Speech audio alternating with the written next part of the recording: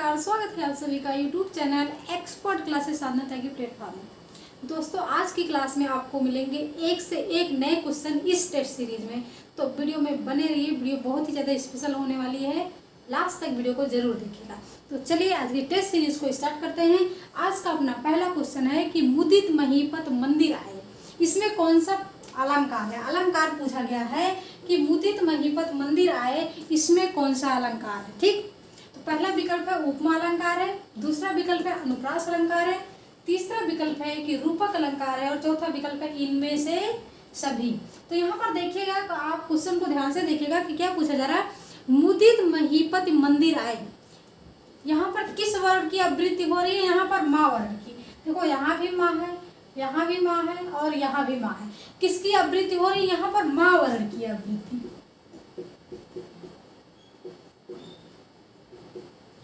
कितनी बार हो रही है, तो 3 बार हो रही है। कितनी बार हो रही है, 3 बार हो रही है। जहां पर वर्ण आवृत्ति हो वहां पर अनुप्रास अलंकार, जहां पर शब्द आवृत्ति वहां पर कौन सा अलंकार, यमक अलंकार। तो यहाँ पर कौन सा वर्ण आवृत्ति हो रही है, तो यहाँ पर कौन सा विकल्प लॉक कर देंगे, तो यहाँ पर दूसरा विकल्प आपका लॉक हो जाएगा कि अनुप्रास अलंकार हो जाएगा। क्योंकि माँ वर्ण की आवृत्ति कितनी बार हुई है, 3 बार हुई है। 3 से अधिक बार हो, 4 बार हो, 5 बार हो, 10 बार हो, कितनी भी बार हो, अगर वर्ण की आवृत्ति होगी तब आपका अनुप्रास होगा। अगर यहाँ पर शब्द हो जाता, मुदित यहाँ भी हो जाता, तब आपका यमक हो जाता। क्लियर। यहाँ पर दूसरा विकल्प हम क्या कर देंगे, लॉक कर देंगे। अब क्वेश्चन नंबर दूसरा है कि अलंकार के कितने भेद होते हैं। ठीक है, अलंकार के कितने भेद होते हैं। तो पहला है एक होते हैं, अलंकार एक प्रकार का होता है। दूसरा है 4 प्रकार का, तीसरा विकल्प है 2 प्रकार का और चौथा विकल्प है 5 प्रकार का। तो देखिए अलंकार के 2 भेद होते हैं। कितने होते हैं, 2 भेद होते हैं। कौन कौन से। एक होता है शब्द अलंकार और दूसरा कौन सा होता है, दूसरा होता है अर्थ अलंकार। ठीक है,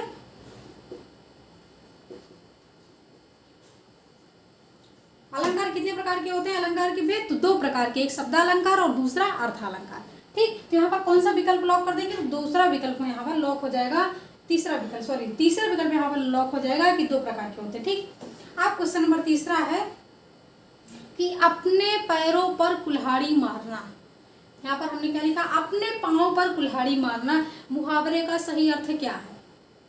तो पहला विकल्प है अपना नुकसान स्वयं करना, दूसरा विकल्प है सुरक्षित होना, तीसरा विकल्प है कि खुशी होना और चौथा विकल्प है चुपचाप रहना।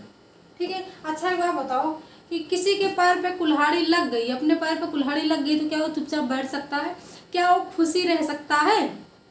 तो यहाँ पर क्या है कि अपना नुकसान स्वयं करना। अपना नुकसान जब स्वयं अपने आप जब अपना नुकसान स्वयं कर लो तो उसे बोलते हैं अपने पैरों पर कुल्हाड़ी मारना। ठीक, तो यहाँ पर कौन सा विकल्प लॉक हो जाएगा, तो यहाँ पहला विकल्प आपका सही हो जाएगा कि अपना नुकसान स्वयं करना होता है, अपने पैरों पर कुल्हाड़ी मारना। ठीक, तो दोस्तों ये वीडियो आपको कैसी लग रही है, अगर अच्छी लग रही है तो जल्दी से लाइक कर दो। अगर इस प्लेटफॉर्म पे आप पहली बार आए हैं तो चैनल को सब्सक्राइब कर दो, साथ ही बेल आइकन को प्रेस कर दो, जिससे डेली वीडियो का नोटिफिकेशन आपको मिलता रहे। क्वेश्चन नंबर 4 है। क्वेश्चन नंबर 4 क्या कह रहा है कि निम्नलिखित में योजक चिन्ह का प्रयोग हुआ है। किस पद में, किस शब्द में योजक चिन्ह का प्रयोग हुआ है। ठीक है, क्या पूछा गया है, यहाँ पर योजक चिन्ह पूछा गया है कि योजक चिन्ह का प्रयोग किस शब्द में हुआ है। हमने बताया था ना आपको कि एक से नए क्वेश्चन यहाँ पर लाए गए हैं।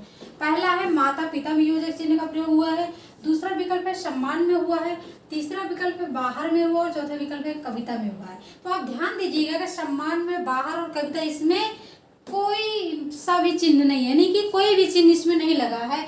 और माता और पिता बीच में देखिएगा योजक चिन्ह लगा है। योजक का मतलब क्या होता है, और। क्या होता है, और। ठीक है, तो यहाँ पर पहला विकल्प आपका सही हो जाएगा कि इसमें माता पिता में योजक चिन्ह का प्रयोग हुआ है। बहुत ही सिंपल है पहचाना। अब क्वेश्चन नंबर 5 है कि वह विद्यालय से आया और पढ़ने बैठ गया। बीच में क्या आया, और आया। और का मतलब क्या होता है, योजक होता है। और का मतलब क्या होता है, योजक। कहीं भी आपको और मिले तो उसका मतलब होता है कि योजक चिन्ह। ठीक, तो यहाँ पर क्या पूछा गया, वह विद्यालय से आया और पढ़ने बैठ गया। एक आपका वाक्यांश यहाँ होता है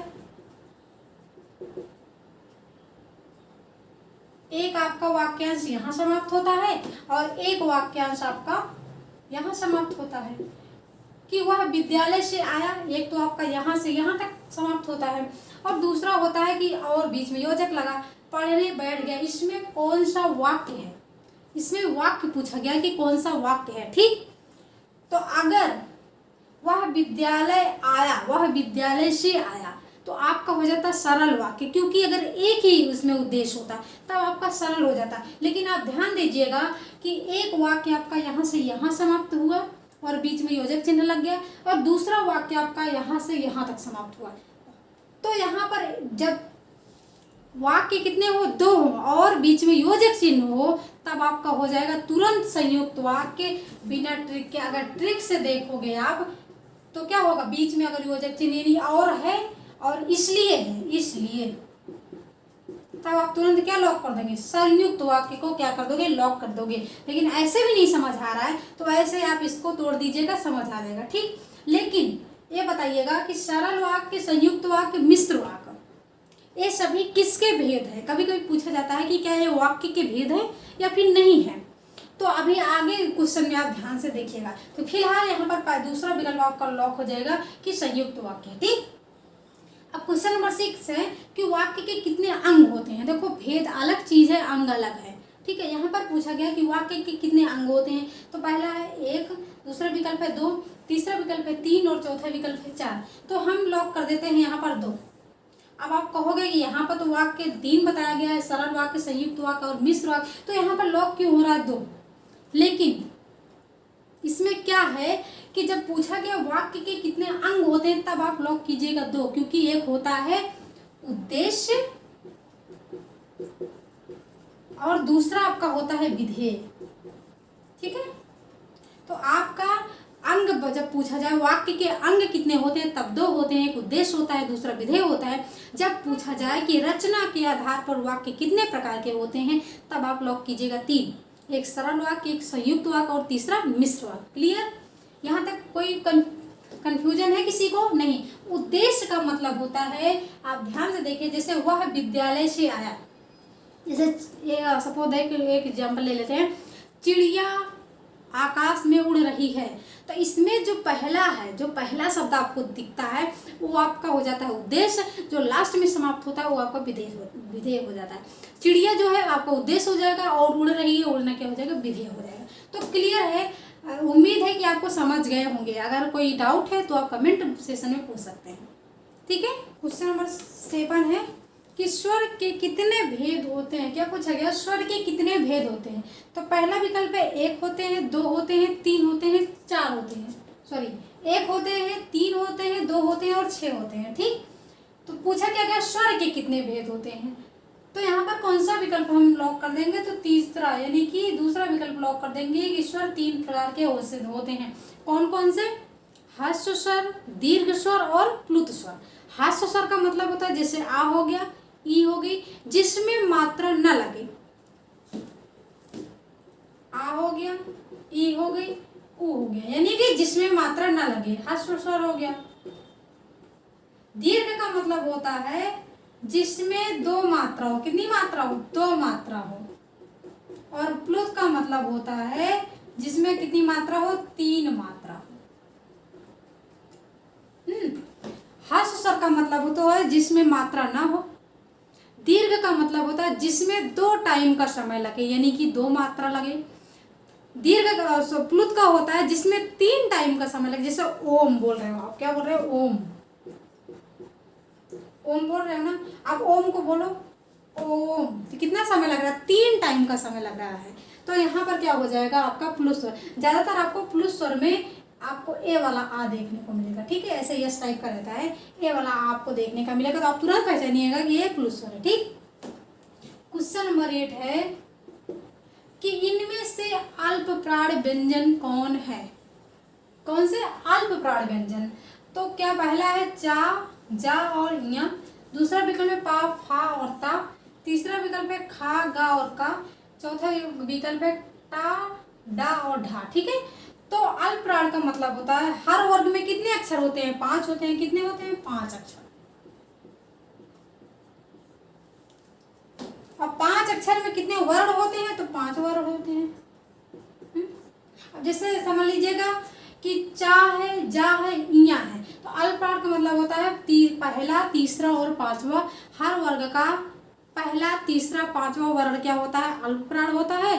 बाकी जो 2 बचते हैं वो महाप्राण होते हैं। ठीक, तो जैसे का है, हम आपको बता रहे हैं, का, खा, गा,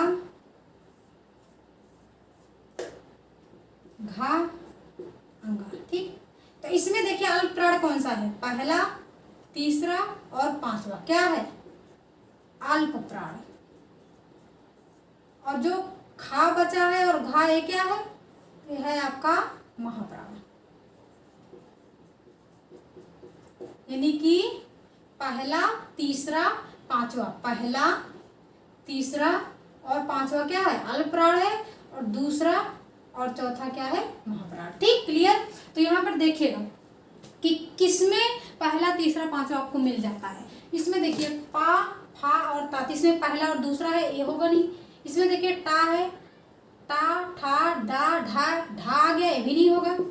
इसमें देखिए का है, खा है, इसमें पहला है, ये नहीं, ये भी नहीं होगा। इसमें देखिए चा है, छा नहीं है, जा है, झा नहीं है, इया, यानी कि पहला, तीसरा, पांचवा इसी में है, तो ये विकल्प आपका राइट हो जाएगा। ठीक, अब क्वेश्चन नंबर 9 है कि इसमें से महाप्राण व्यंजन कौन सा है? तो महाप्राण व्यंजन है दूसरा और चौथा।